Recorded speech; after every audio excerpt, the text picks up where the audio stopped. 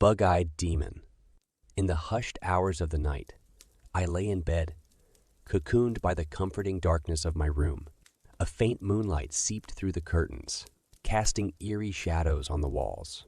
As I drifted between the realms of wakefulness and sleep, an eerie sensation began to creep over me, a sense of being watched. Suddenly, an intense, blinding light flooded the room, piercing through my closed eyelids like a searing blade.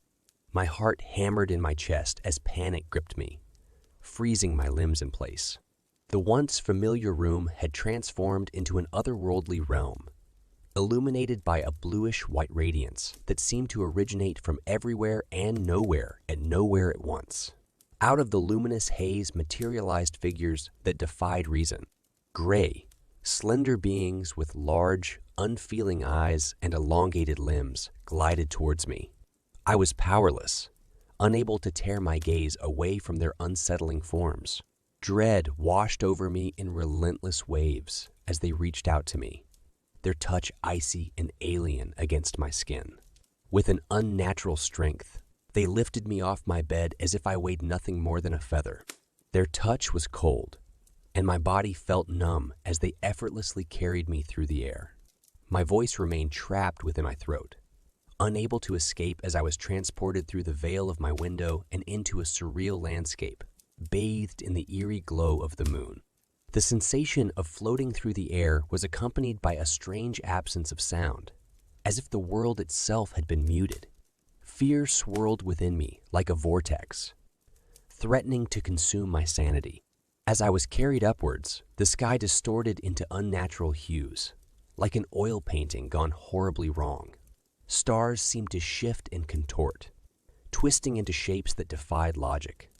Suddenly, my ascent came to a halt, and I found myself on the threshold of an otherworldly vessel. The ship's metallic surface gleamed like a cold, lifeless expanse. A sense of suffocating isolation pressed upon me as I was guided further into the vessel's bowels. The air was sterile and smelled faintly metallic, sending a shiver down my spine. And then, there it stood, an entity unlike any nightmare my mind could have conjured. A towering figure, resembling a praying mantis, its angular limbs and elongated torso exuding a palpable aura of malevolence. Its bulbous, multifaceted eyes fixated on me, piercing through my very soul. The terror coursing through my veins intensified as I realized that this creature was far more than an observer. It was the architect of my torment. In a voice that resonated directly within my mind, the mantis-like creature communicated, planting its intentions within me. I felt its insidious presence invade my thoughts, my willpower buckling under its invasive influence. Its chilling words echoed within the chamber of my mind, promising a fate worse than death, a destiny entwined with cosmic horror.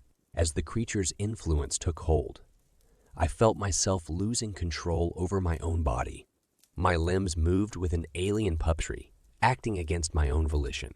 The world around me seemed to dissolve into a twisted, surreal nightmare, as I became a mere vessel for an unfathomable entity's will, trapped within the clutches of these malevolent extraterrestrial beings.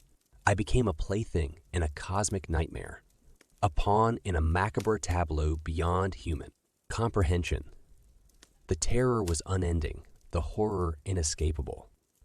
My existence became a living nightmare, a testament to the unfathomable depths of cosmic dread that lay beyond the veil of our reality. I awoke in the morning back in my bed with a pounding headache and horrible taste in my mouth. But what really frightened me was not knowing if what happened to me was real or if I was losing my mind.